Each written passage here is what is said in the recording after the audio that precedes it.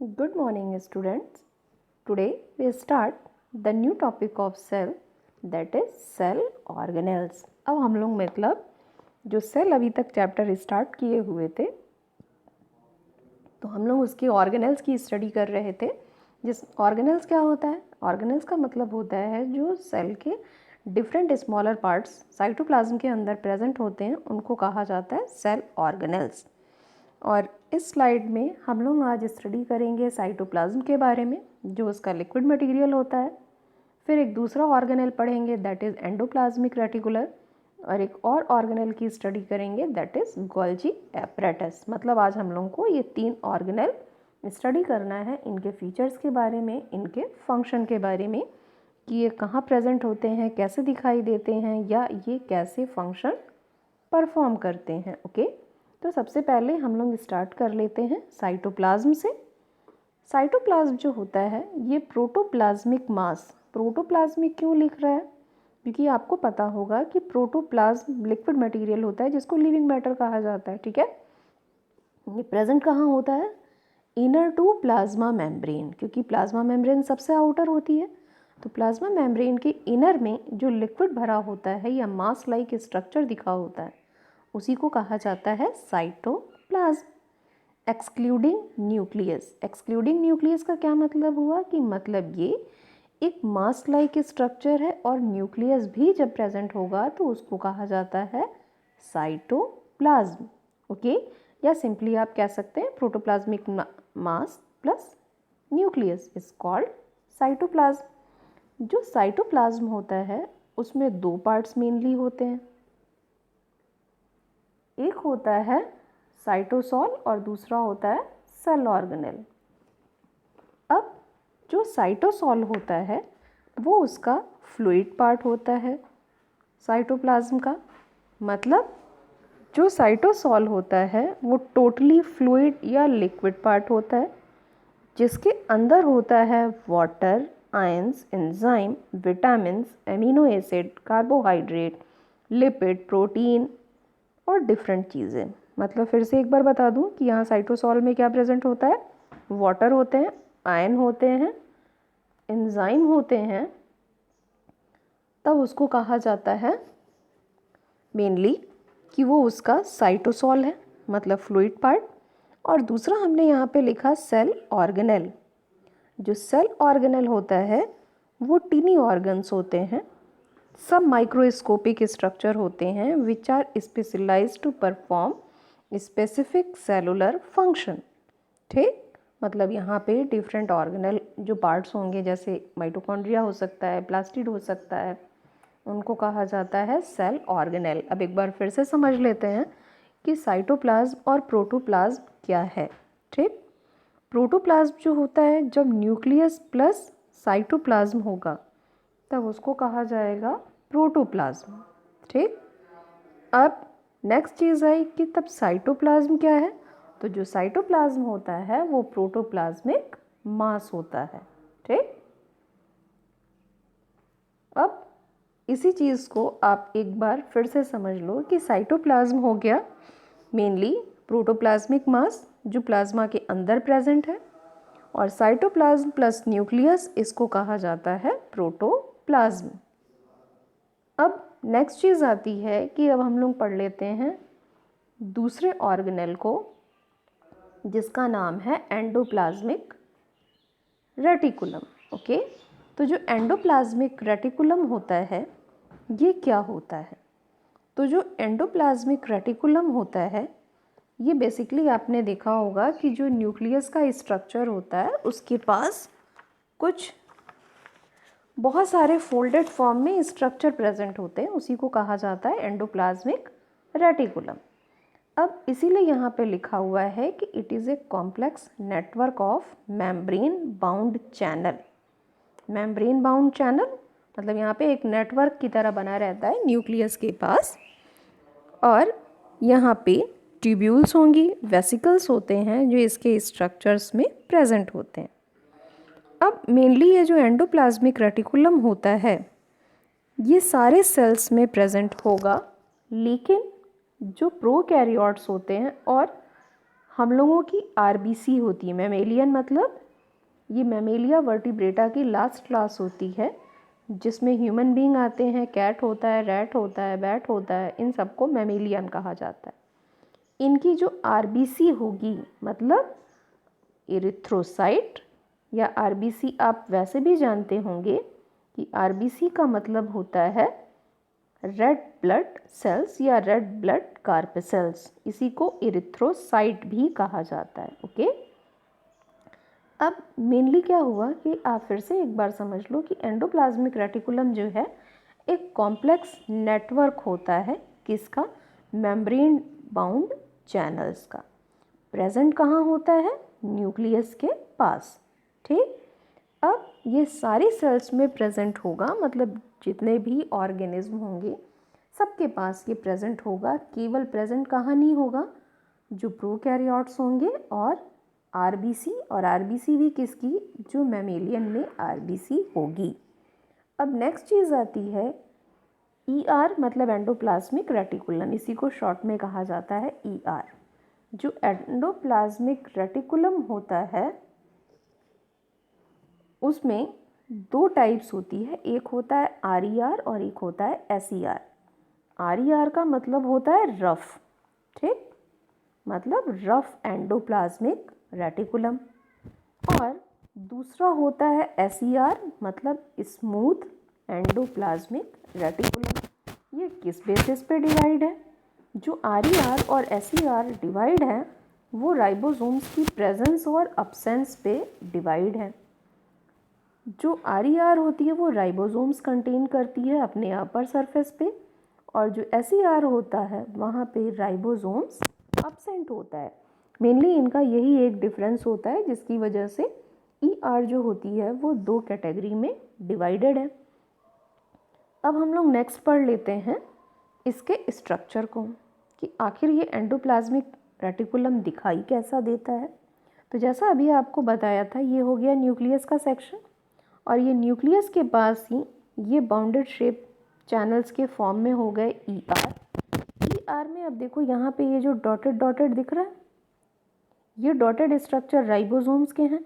तो मतलब जहाँ पे इस तरह का डॉटेड होगा वो होगा रफ एंडोप्लाज्मिक रेटिकुलम, और जहाँ पे ये नहीं दिख रहा है, केवल ये प्लेन दिख रहे हैं ये सारे नीचे वाले, इन्हीं को कहा जाता है स्मूथ एंडोप्लाज्मिक रेटिकुलम।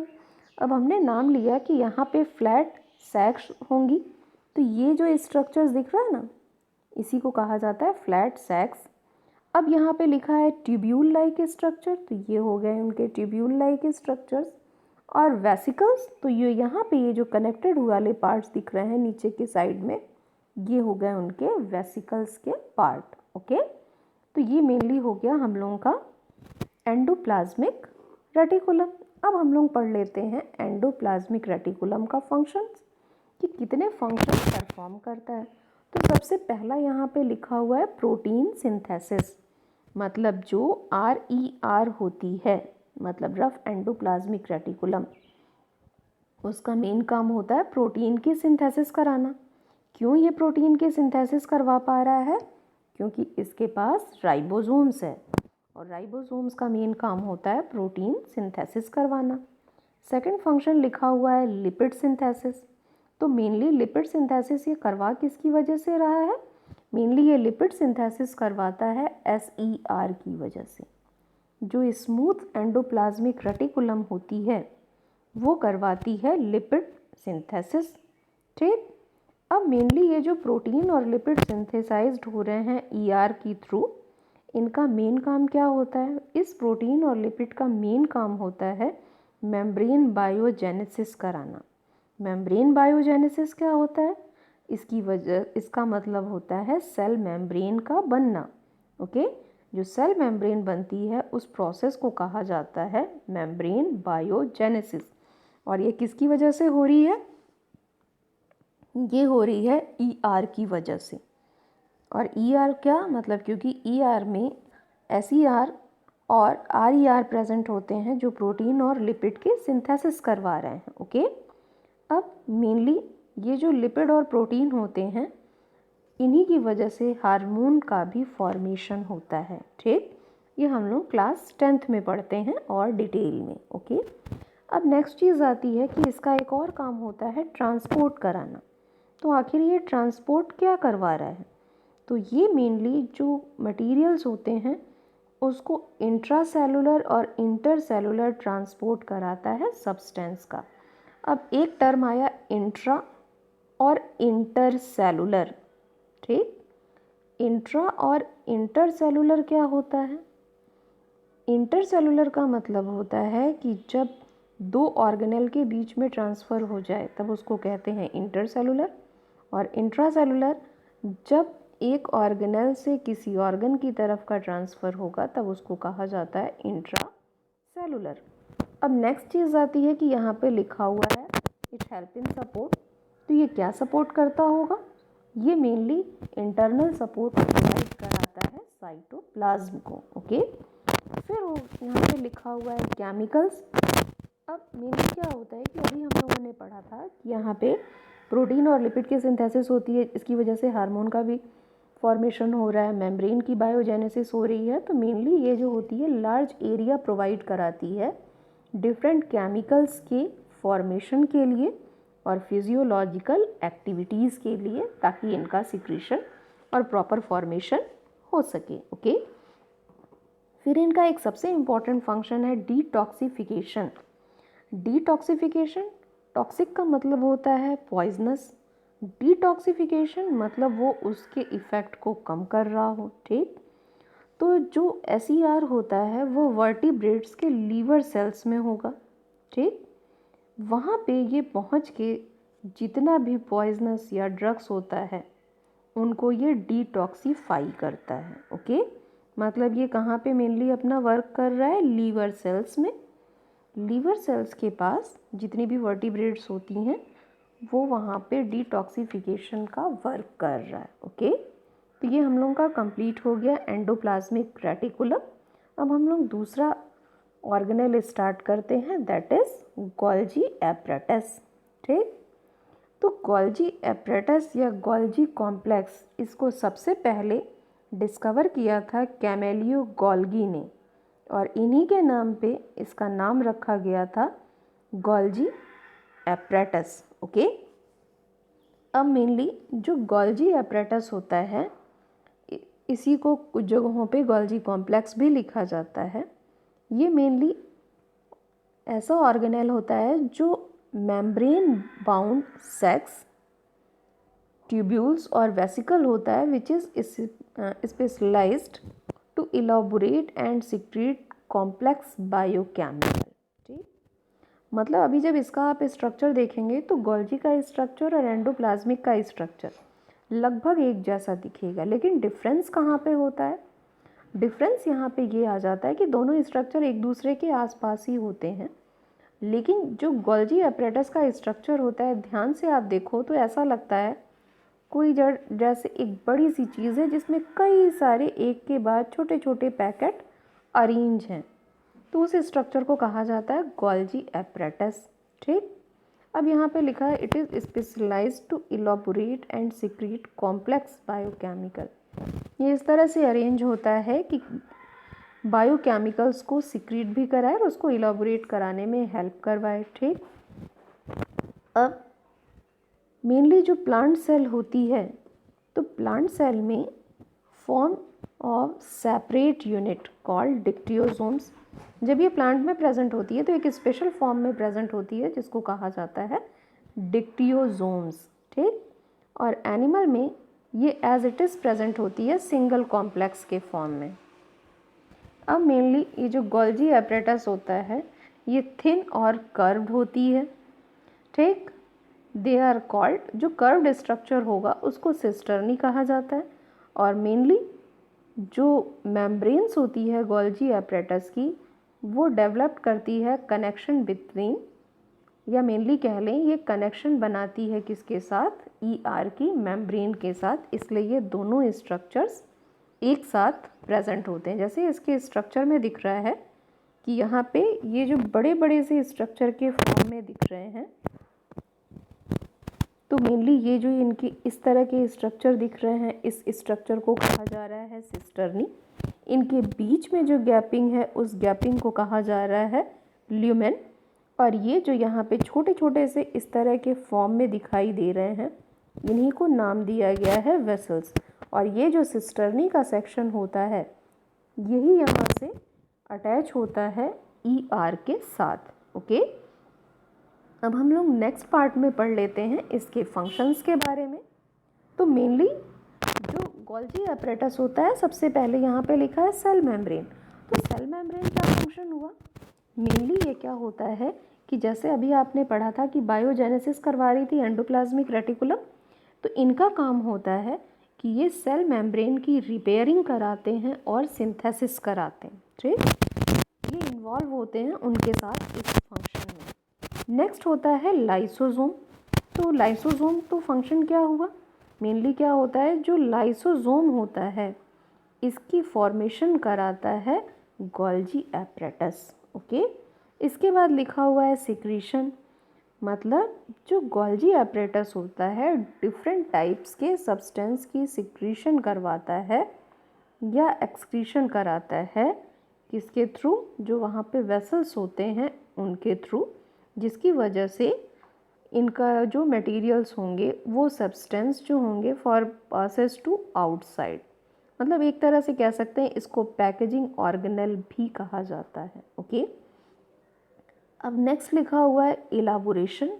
इलाबोरेशन का मतलब होता है कि जो ये एपरेटस है ये स्टोरेज में पार्ट करता है, मॉडिफिकेशन में, and packaging of various biochemicals produced by different component of cell. मतलब ये इनके पैकेजिंग में और उसको ट्रांसफ़र करवाने में हेल्प करवाता है। ओके, फिर यहाँ पे लिखा है सेल वॉल। सेल वॉल का क्या है, जो सेल वॉल के कंपोनेंट होते हैं, जैसे आपको बताया था कि सेल वॉल बनी हुई है सेलुलोज की, हेमीसेलुलोज की, लिपिड और प्रोटीन की।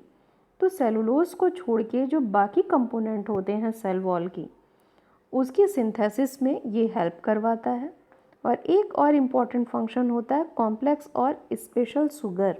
जो कॉम्प्लेक्स और स्पेशल शुगर होता है, जैसे कि गैलेक्टोज कह लें, ये मेनली बनता है गोल्जी एपरेटस की। अब आपको ऐसे समझ में नहीं आ रहा होगा, मेनली ये आगे की क्लासेस में डिटेल होता है। जो पॉलीसैकेराइड्स होते हैं उसके कई सारे फॉर्म्स होते हैं।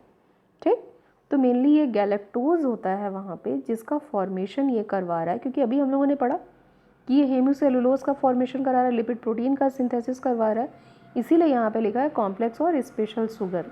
ठीक है, अब जो गोल्जी बॉडी होती है उसका एक काम और होता है कि ये जब सेल डिवीज़न होती है प्लांट सेल की, तो वहाँ पे एक सेल प्लेट का फॉर्मेशन करता है, जिसकी वजह से ये दोनों इक्वल पार्ट्स में डिवाइड हो जाते हैं। Okay, that's all for today, thank you.